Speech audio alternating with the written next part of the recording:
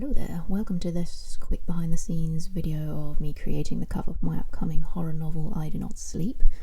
About a week ago now we went up to Wales to film some footage of this really cool abandoned church that was destroyed by a fire back in the 70s, and I ended up getting some pretty good footage, one photo of which ended up being the cover image, which you can see here. I found this church just by Google search really, looking up abandoned churches in the area. And this one ended up looking like it would be the best option for my cover. I liked the shape of this church. It sort of has those two vertices with the crucifixes you can see right at the top, so you can tell it's a church, you can tell it's kind of abandoned, and it relates to a sort of thing that happens in the book that involves an abandoned church. I've edited the colours a bit to make it look sort of misty. You can see now I'm just messing with all the fonts and the colours and the positioning and stuff. I'm designing covers for quite a few years now, still using the same old Photoshop. It's Adobe Elements 14.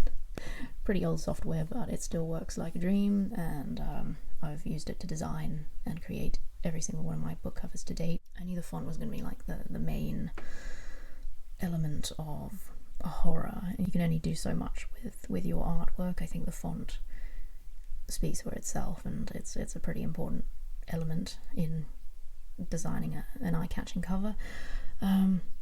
So yeah, no, I've been very impressed with this software.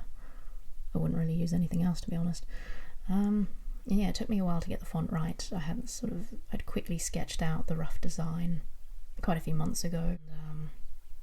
I managed to finally get it right. I think it looks just ghostly enough and just skeletal enough to bring across the horror element without it being over the top, because this book is primarily psychological horror, although there are sort of like creatures and entities and demonic stuff that happens. So I wanted to really tread that fine line between upmarket psychological fiction and genre. Here I'm trying to decide whether or not to keep the tagline. I think it looks alright with it, but in the end I decided it was just a little bit too cluttered.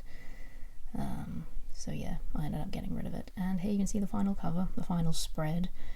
You can see the synopsis there and the back cover, which took a little bit of toying around with as well until I got it perfect.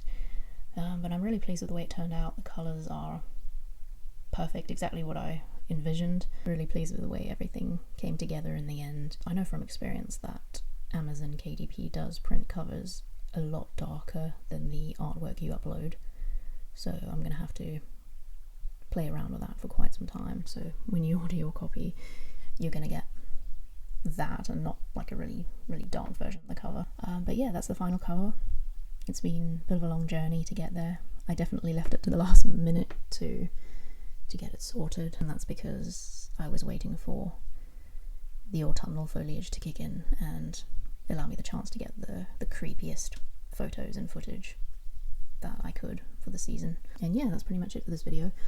My novel releases on the 29th of this month, November.